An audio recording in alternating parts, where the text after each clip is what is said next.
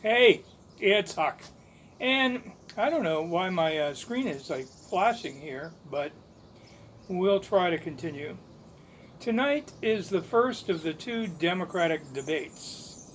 And so I was trying to give this some thought and I was thinking, well, there'll probably be more talk about, who is in which debate than on, the issues. And so if you're going to be watching tonight's debate and tomorrow's debate, with the idea that you're going to learn a little bit more, as far as like what this candidate or that candidate actually intends to do regarding, Social Security or, uh, you know, uh, any number of issues. I'm not sure this is going to be real issue oriented.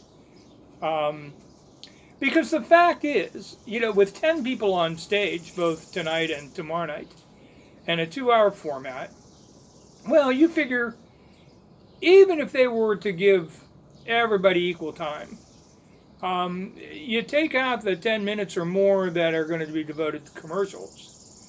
That leaves you 50 minutes, or basically 5 minutes each. Um, then or I guess it would be 10 minutes each for 2 hours. But then you account for the fact that some of that time is going to be eaten up by, the moderators who like to talk, each of the, members of the panel.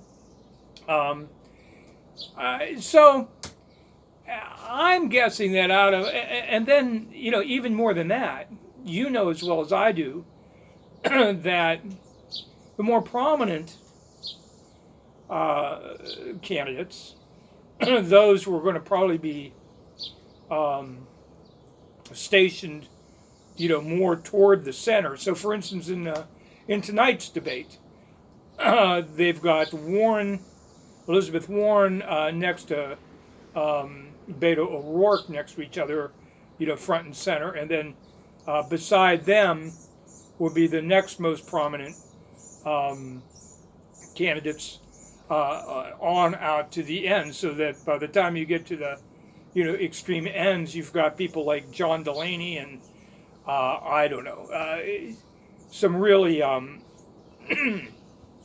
people that are lower down the name recognition list, if nothing else. And the truth is, it's going to be hard for people like Tim Ryan and Bill De Blasio and tomorrow night's debate, Marianne, what's her name, Wilson, um, uh, spiritual advisor, I guess, for Oprah, who's in the running. It's going to be harder for some of these folks on the outside edges. Eric Swalwell of California. A lot of these people have got a lot of work to do just to get noticed. And, so they're not going to get their, you know, 10 minutes worth of time or 6 minutes worth of time or whatever. A lot of that's going to go to, tomorrow night it'll go to Biden and Bernie Sanders, who are going to be again in the center. So, how much time will anybody really get? Well, that's why I think um, 4 years ago we kind of went through this with the Republican Party when they had, difficulty trying to figure out how they were going to juggle so many candidates. And at least in the early debates, they did the same thing uh, um, by putting, the more prominent folks in the center. And so at least initially, um, Donald Trump was not placed in the center. But he took all of the air out of the room from day one by basically, being as outrageous and as aggressive as as he typically is, and of course, um, for that reason, and not being afraid to, to talk over other people, interrupt other people, and he was able to get away with that. In fact, in Republican circles and some Republican circles, his fans, love that about him. I'm not sure that that would play as well with a Democratic audience, those types of tactics. But nevertheless, what I expect to see is, certainly some of that. There's going to be at least a few people that are going to try to, edge out some room and a name for themselves by being, super aggressive and even shocking if necessary. Something to call attention to themselves in their flailing campaign. Because the big issue right now, as it now stands, we're so early. You would think that some of these candidates would, and I think this will be key, some of the candidates might be wise to kind of show a little patience here, because some folks are going to be winnowed out, relatively shortly. It takes money to stay in a campaign. It takes money to travel. Now, some of these folks that are in it, whether they be, senators or congressmen or whatever, they have a little bit of an advantage in that they can pull resources from their reelection campaigns to use in their presidential efforts. So, for instance, Gillibrand of New York, who's, any way you slice it, I think a lot of people, particularly fans of hers and residents of New York, are probably surprised that she has, kind of been left in the dust, so to speak, by, even folks like, Buttigieg, who is, raced to, like, well, depending on what poll you're going to look at, maybe fourth or fifth place, and she's way behind, Elizabeth Warren and Kamala Harris, obviously Bernie Sanders, and even, I think she's behind Cory Booker and maybe, well, at any rate, the point is, I look for her to probably, try to do something in the debate to call attention to her flailing campaign before she runs through her own, $10 million that she's got stashed away that is now supporting her campaign. And that's money that, really was from her years as a senator and not, primarily aimed at this. This is not money that she has raised as a presidential candidate, but that's, I'm sure she doesn't want to use all of that money. So I think some candidates are going to have to make their move relatively quickly, or give up the campaign. Some candidates might be a little safer because they have a little bit of safer district. They're not as worried about being, primaried out or facing too uphill of a re-election campaign. So they don't need maybe as much money as they have on hand, so they can stay in this race a little bit longer to see if they can get going. But other than that, some of the key things I look for tonight are Elizabeth Warren. I think what we're seeing is the two frontrunners in tonight's debate are, like I say, the two people that are probably going to see the most of, seem to be Elizabeth Warren, who has been really surging in the polls of late. In some polls, she's gone straight to third place. I mean, right behind Bernie Sanders. And in some places, she's pulled even with him or surpassed him in some polls. So, and as she has surged, the person who seems to be losing votes in this has been Bernie Sanders. And Bernie is still, I think, in most polls, solidly in second place behind Joe Biden. But the thing that I think a lot of political pundits are suggesting is that that Warren seems to be surging and at Bernie Sanders' expense, because they both kind of basically appeal to similar voters, similar segment of the Democratic base, but the more progressive base, and they are in fact in pretty much in alignment on a number of progressive issues. The difference, I think, is at least I would argue, is that Elizabeth Warren's policy proposals in dealing with her positions seem to be a little better and more focused and fleshed out than Bernie Sanders. She's of course got the wealth tax and a number of other progressive policies that she is backing. In other ways, in some others, she's been I think purposefully a little vague. So, for instance, she's not really gone into great detail on actual funding of her efforts to deal with climate change, for instance, as a few other candidates have. Namely, one candidate who I think we're going to see speak up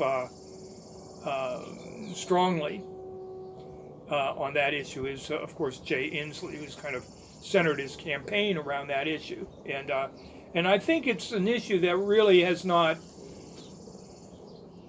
I think most Democratic voters, kind of listed among the things that they feel are very important. But when it comes down to it, and the issues that they're going to vote on, the issues that they're most concerned about, that they are in fact most focused on, it falls way down the list. So I suspect that we are going to see Inslee, and he won't be the only one, but he will certainly be one candidate who I think is going to try to steal some focus on that particular issue and try to get Democrats to understand, viewers of the debates to understand just how pivotal, how important that issue is. That said, I think that the two people that seem to have been winning over,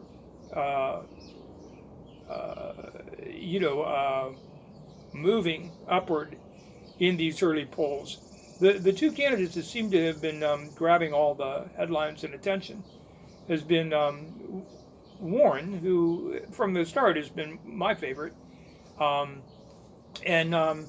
Pete Buttigieg from Indiana. And I think what we will likely see from Warren is I think she's going to try to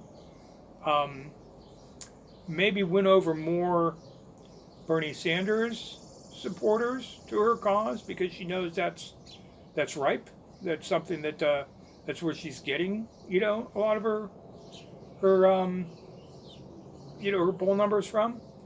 But I think she also recognizes, as Mayor Pete does, that the big obstacle for them, both in securing the Democratic nomination from someone like Joe Biden, or Kamala Harris for that matter, is going to be their inability thus far to make inroads with black voters. And I think this is going to be a growing concern and concentrated effort, really, for both of these particular two candidates. There are other candidates that are probably going to find themselves needing to do the same thing if they ever get to the point where that becomes an issue for them. But the other candidates I'm thinking of, at least,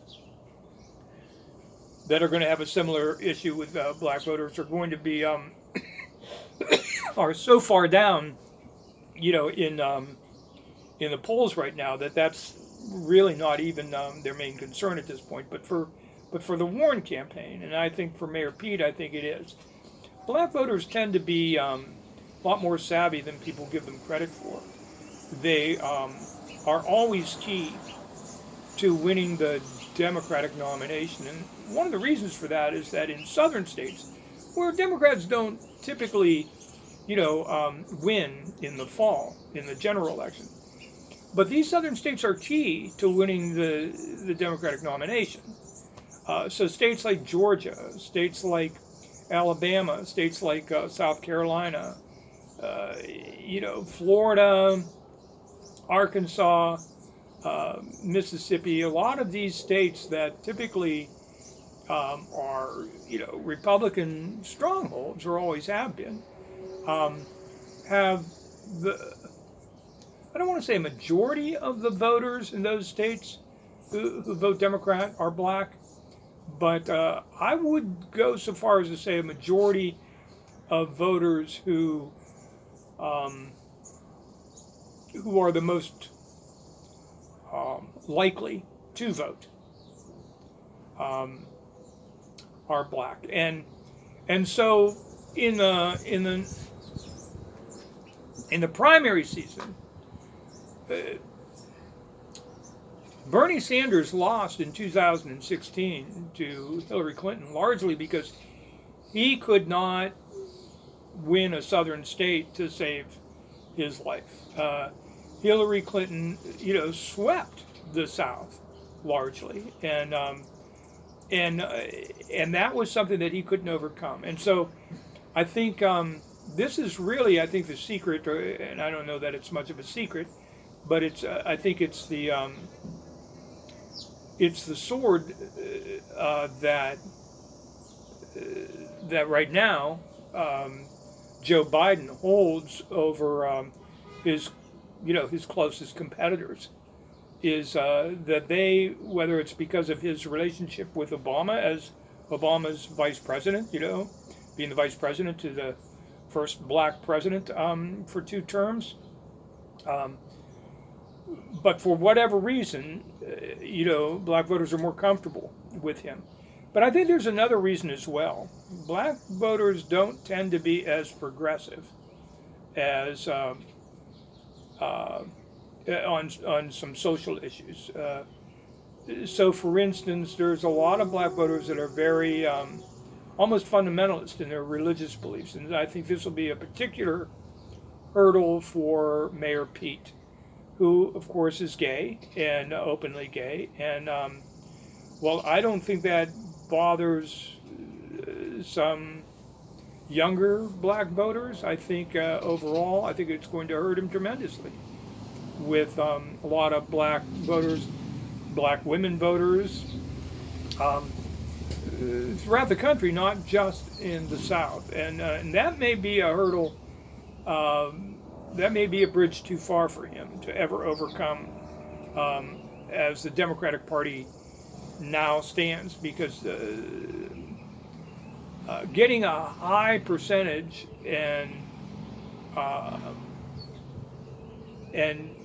solid turnout of black voters is absolutely essential, not just to win the Democratic nomination, but it has become necessary as well as a critical piece of the puzzle of putting together an electoral victory in the fall.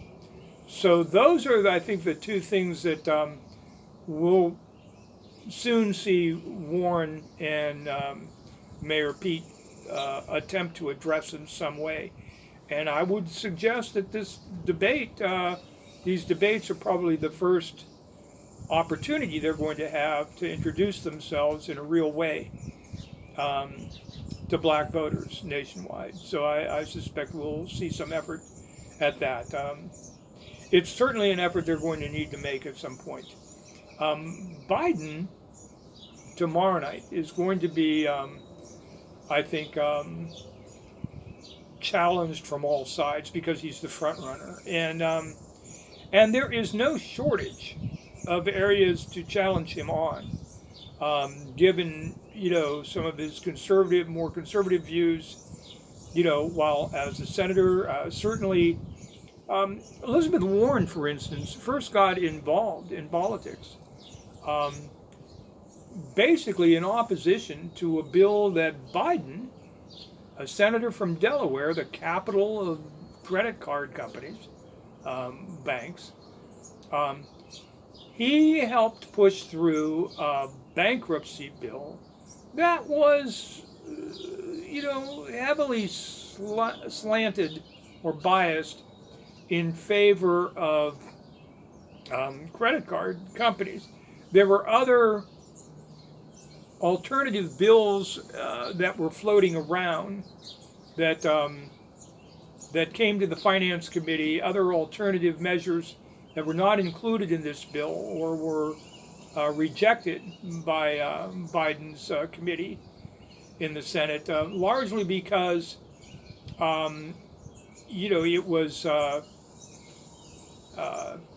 it would have allowed consumers more protection from predatory loans and from high interest rates and from some would say unfair bankruptcy limitations. And at any rate, that was right in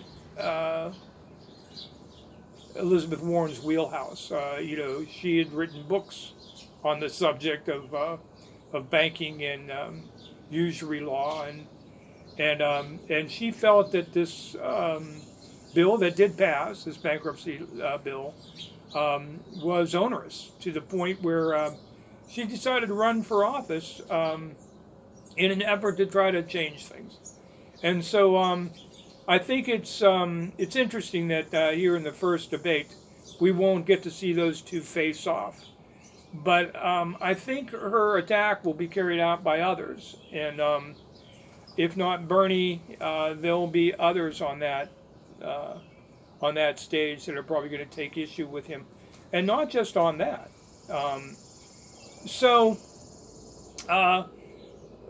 Biden's strategy, I think, is to try to lay low and try not to make too many appearances and too many public statements, and try to ride out some of this early assault that he's certainly going to receive. Now, Biden is very good. He can be very, very good in front of a camera. And some people forget that maybe the reason Obama picked him as his vice president was because of just how effective he was in some of the debates previously that Obama had seen, during the campaign and when he was first running in 2008. And he thought he would do a damn good job, both campaigning and effective, in the vice presidential debate. But the truth is, Biden has a history of being a very, very almost center-right Democrat on a whole host of issues, not just banking. And he's going to get called out on that because the Democratic Party has definitely veered, much further to the left than he is. He just spoke to a big fundraising dinner in New York here, I think within the last 48 hours. And he was quoted as telling, these very rich donors, not to worry, he wasn't going to make any waves, that they were not going to see any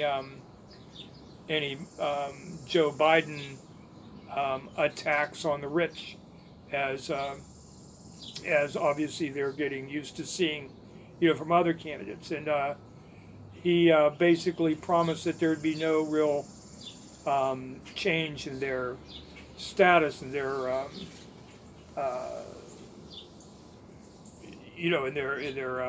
their earnings, so to speak. He wasn't proposing necessarily some new big tax on on multimillionaires, as so many of the Democrats in the field, namely Bernie Sanders and Warren, have proposed. Instead, he was talking about issuing more in the line of like tax credits for those who needed some relief. And frankly, my own feeling is that this isn't going to cut it, and I think Biden will end up ultimately losing. I think he and his team believe that a continuation of the Obama policies is what America really needs right now, and that maybe the rest of the field has gone, a little bit too liberal, and want, too drastic of a change. And I think he believes that um, there's a real sentiment in the country for just getting back to normalizing things, after Trump, and that will be enough. But the truth is, the damage is so great that it's been done now since the Reagan era of this income inequality, this stagnant wages, the fact that the billionaire class or whatever has seen their income raised basically by $21 trillion since the Reagan era. $21 trillion, the top 1% has seen in gains, where basically everybody else has been relatively stagnant. It cannot continue. Something really does have to be done, and I think that case is going to be made for. I think Bernie Sanders made an effort to make that case, a few years ago, and in the last election. But I don't think he was the best person to make that case, and I think whoever does win is probably going to be the person who's best able to make that case. That some fundamental change has to be made, and that seems to be what Elizabeth Warren is running on. And so I'm not ready to put my money on her as far as betting that she's going to win, but I think she's probably the one that's best making the case right now. I'll tell you the truth, I have my own questions about Elizabeth Warren, and I think she needs to address them, and I think she's waiting for the opportune time to do it. But with her wealth tax and talking about dealing with several major issues, they make a lot of sense, and people that really think things through realize that offering free education, child care, the relief of student loan debt, these things would be really big structural changes that would make an incredible difference in real people's lives, in ways that really would be hard to understand, in a brief little talk like this to explain away. But they would be huge economically. They would be huge. It would make a real difference in people's lives. But at the same time, she hasn't spoken on some things that people are more worried about, frankly, right now. And among those things that she hasn't really addressed, and I suspect she will, because I suspect she'll have to. But I think she will, and I think she's waiting for the right opportune time to, again, have a big rollout, and that is how she plans to address, the funding, the expected funding deficit for Social Security. She's been very and not just her, but she has been somewhat vague on her calls for Medicare for all. Um, she says that she endorses Medicare for all. I suspect that she's probably going to walk that back a little bit to something closer to what some of the other candidates have proposed, which is more like uh, a Medicare for all option, a public option, to as a means of really strengthening um, what we have now, which is Obamacare. And I suspect that's where she's going to go. Although we'll see, I don't know. Anyway, that's I've already talked now for a good half hour, and I'm sorry that I've taken that long. Those are my thoughts going into the debates. I'd love to hear what your thoughts are. And if you don't have time to comment, prior to the debates, I would love to hear your comments on your thoughts or impressions upon seeing the debates.